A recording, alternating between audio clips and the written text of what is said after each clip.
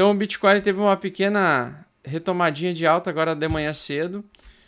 Só que tem um detalhe, né, pessoal? Perdeu uma linha de tendência de alta aí de curto prazo e vem se afastando da média 8 semanal. Então, para a gente ver um respiro do mercado, eu acho que vai precisar realmente, necessariamente, de dados econômicos que venham a favor da contração econômica. Isso seria um resultado ruim para a economia no geral, né, ter mais desemprego, mas, porém, seria uma aproximação ou seria uma medida mais próxima do fim da inflação que está descontrolada. Aí, lembrando que a gente é a primeira vez que nós estamos vivendo o mercado cripto em contração econômica. Isso nunca aconteceu antes de 12 anos, porque fazem aí mais ou menos 12 a 13 anos que o Banco Central imprimiu dinheiro. E possivelmente nós podemos estar entrando dentro de um período em que a gente vai ter uma capitulação longa, né? Que é aquele período longo de fundo, em que dá a oportunidade de comprar barato por um longo período de tempo. Porém, a gente vai falar hoje bastante sobre sentimentos, né? Basicamente é isso. Então nós temos a perda dessa linha de tendência de baixa temporária aqui. Eu comentei que as próximas semanas, né, a semana passada e essa semana, trariam bastante a direção do mercado, por enquanto, direção de baixa, tá? Por conta da rejeição da média 8 semanal. E, ao mesmo tempo, queda no volume. O que mais me chama a atenção é o RSI, que pede um respiro. Então, o mercado pede um respiro dessa baixa, mas só vai acontecer mediante ao rompimento desta linha, o que seria uma entrada compradora forte, nem que fosse para pegar os alavancados de baixa, que vem crescendo substancialmente. Então nós temos uma grande quantidade de alavancagem, tá? Queria mostrar um pouquinho para vocês como é que está o comportamento dos investidores de longo prazo. Então os investidores de longo prazo, pessoal, eles estão chegando nas suas mínimas, tá? Nós temos cada vez mais, e enquanto eu quero mostrar essa linha aqui para vocês, ó, pessoal. Essa linha aqui, ó, linha pontilhada aqui, ó, que tá meio invisível aqui, eu vou traçar em vermelho. Essa linha aqui que a gente chama linha 1, tá? Esse é o comportamento dos investidores de longo prazo, tá? Na linha 1 significa que acima da linha 1, nós temos investidores de longo prazo realizando lucro, ou seja, vendendo para realizar lucro, e na linha inferior, na banda inferior ao ponto 1, ou seja, quando eu chamo de nível da água, né? Como estamos abaixo do nível da água, então é como se isso aqui fosse um nível, vamos pegar aqui, como se tivesse água aqui, e quando ele vem para fora, né? Quando vem para fora do nível da água, o mercado respira. Os long-term holders, então, mostram que eles estão abaixo do nível da água. Isso significa que já faz algum tempo mais longo aí, que eles estão realizando e aceitando vender mais barato do que compraram. Se a gente for ver aqui, quando estamos acima do nível da água, nós estamos em bull market ou realização de lucro, tá? Mas, geralmente, acima do nível da água, nós temos um comportamento de venda para realizar lucro.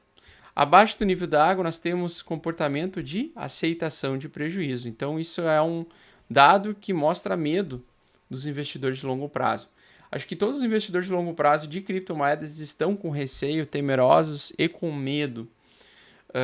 Tá todo mundo preocupado com quanto tempo a guerra pode durar, entre esse conflito entre Rússia e Ucrânia, se isso vai se escalar e envolver outros países como a Coreia do Norte, a China e assim por diante, e se a gente pode ter um cisne negro que seria uma guerra a um nível destrutivo, e corre-se o risco, né, desse período que nós estamos vivendo ser o período mais difícil desde a Guerra Fria e mais preocupante.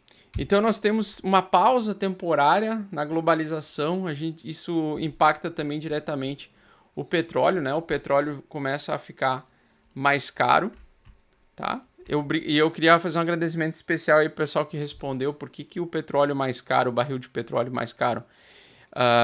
fode com a inflação, afeta a inflação e piora a inflação, justamente por conta da modificação da cadeia produtiva que os produtores, né, que utilizam petróleo precisam repassar os valores mais caros para as pessoas. Então, isso fortalece a inflação. Então, eu queria agradecer aí o pessoal que respondeu. Teve gente que me deu aula aí, teve estudante de economia que me mandou mensagem. O pessoal me deu uma aula aí final de semana no Instagram. Eu pedi essa opinião e o pessoal entregou. Bom, recentemente, então, quando as coisas pareciam se acalmar, né? E pelo menos o combustível, o petróleo, não estava afetando a inflação, agora pelo menos com ele arrefecendo desde junho desse ano, nós temos agora ele saindo de um canal de baixa e rompeu recentemente esse suporte que agora se torna resistência. Então ele rompeu essa resistência e se ele se manter acima, então se ele se manter ao longo dessa semana acima e o petróleo começar a subir, né, isso indica mais inflação no médio e longo prazo, e aí, aliás, no curto prazo, curto e médio prazo. E isso impulsionaria, de fato, um maior apertamento, até talvez quantitativo, do Banco Central americano, promovendo então mais descontrole e desequilíbrio na economia e também nos mercados voláteis, tá? Então tá bem perigoso isso, tá, pessoal? Eu espero que ele consiga ter essa resistência protegida, ou seja, que o petróleo volte a cair, o barril volte a cair, tá? Pelo menos a um nível aí de $80 o barril. Se não acontecer, se ele começar uma escalada de alta aqui, como me parece que vem a fazer, ele está tentando fazer um pivô de alta, e o petróleo ficar muito caro, possivelmente os mercados vão sangrar um pouco mais. Beleza? Além de mostrar aí para vocês o comportamento dos investidores de longo prazo, os de curto prazo estão tentando acumular agora. Então, os investidores de curto prazo estão tentando fazer uma acumulação que estão tentando, né, praticamente aí, fazer operações de curto prazo, tentando fazer trades. Por isso que nós temos um pouquinho de lucro realizado quando ele sobe aqui acima do nível 1, tá? Então, o comportamento dos investidores de curto prazo está de acumulação, enquanto os de longo prazo ainda está de venda, tá? Bom, eu queria também trazer um pouquinho para vocês aqui. Deixa eu só ver se eu consigo pegar o meu dashboard aqui, Café do Bitcão. Mostrar para vocês a fase de capitulação, então, que nós estamos vendo. Opa, perdão. Mostrar a fase de capitulação aqui do Nupple. A gente tem aqui na fase de capitulação um período que pode ser o mais longo da história. A gente tem lá nos tópicos que a gente separa para vocês aqui. De novo, mais uma vez, esse gráfico aqui que ele é importante a gente sempre verificar. Então, na minha opinião, nós começamos a fase de capitulação de verdade. E vejam como a fase de capitulação ela pode ser longa, né? Trazendo angústia, raiva e assim por diante, e depressão. Ainda acredito que não chegamos nesse ponto, mas passando de um ano de queda, provavelmente pode acontecer isso, tá? Então, passando um ano de queda, a gente pode ter uma capitulação longa, uma capitulação de um ano. Bom, se a gente chegar nesse período de capitulação, esse é um período em que nós temos praticamente vamos dizer assim, a baixa muito forte de demanda, mas ao mesmo tempo nós temos, vamos dizer assim, a pressão vendedora muito baixa, então muito poucos vendedores e ao mesmo tempo uma demanda por acumular aos poucos, né? Como nós estamos fazendo. Isso causa, dentro de um período gráfico, uma lateralidade longa, então seria uma capitulação longa.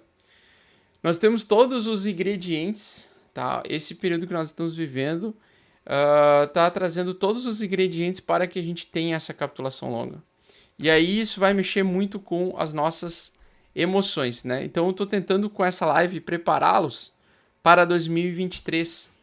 Eu acho que 2023 vai ser um ano em que vai dar um período longo de acumulação, de pouca volatilidade, pouco volume, porque eu acho que a pressão vendedora vai diminuir agressivamente aí depois de um tempo, tá? todo mundo começa a vender, vender, vender, mas chega um ponto em que os holders ou a quantidade pequena de compradores fica suficientemente equilibrada com a quantidade baixa de vendedores. E aí, quando isso acontece, nós temos esse período longo de capitulação.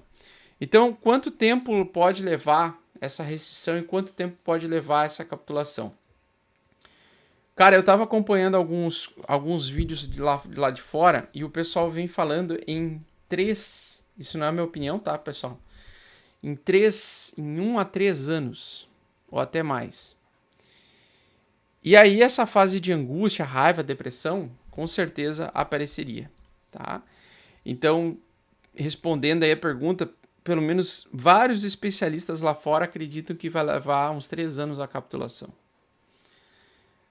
Por quê? Porque o cenário que a gente se encontra ele é inédito, né? Ele nunca aconteceu, nada parecido.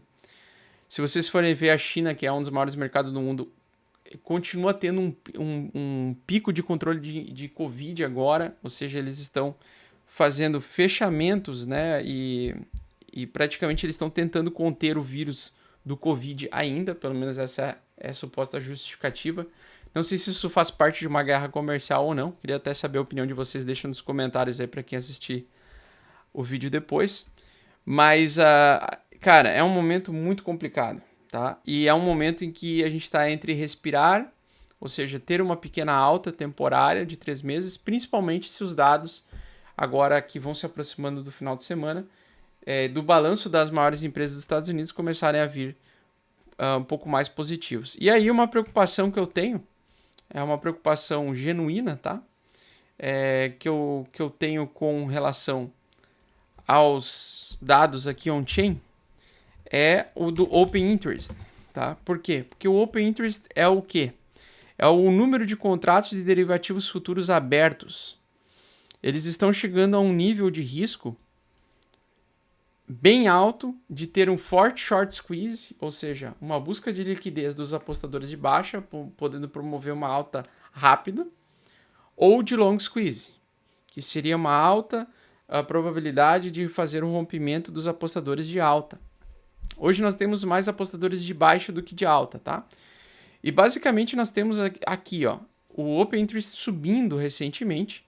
A última vez em que ele subiu, nós tivemos um rápido movimento de short squeeze.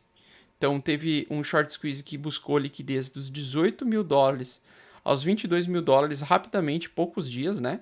Então, isso foi de 5 de setembro a 11 de setembro. Praticamente uma semana teve um short squeeze recentemente.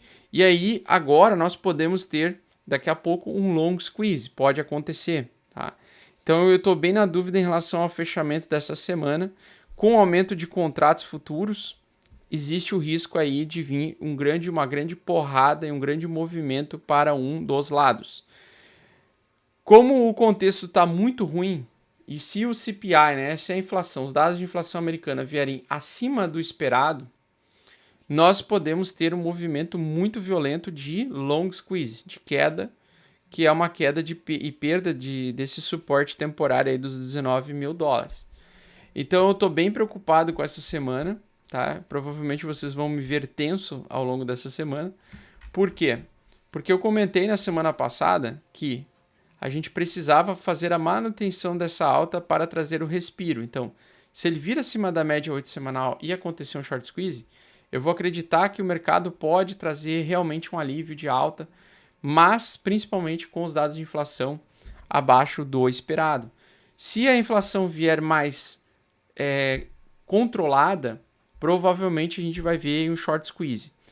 Então, quando é que vem os dados de inflação? Aniversário do meu pai, dia 13 de outubro. Tá? Então, 13 de outubro, a gente vai ter os novos dados de inflação, CPI, que é o índice de inflação ao consumidor. E nós temos também na quarta-feira o índice de inflação ao produtor, que também pode antecipar um possível desequilíbrio aí. E se a economia vir muito forte, vai ser péssimo para os mercados vão trazer bastante queda.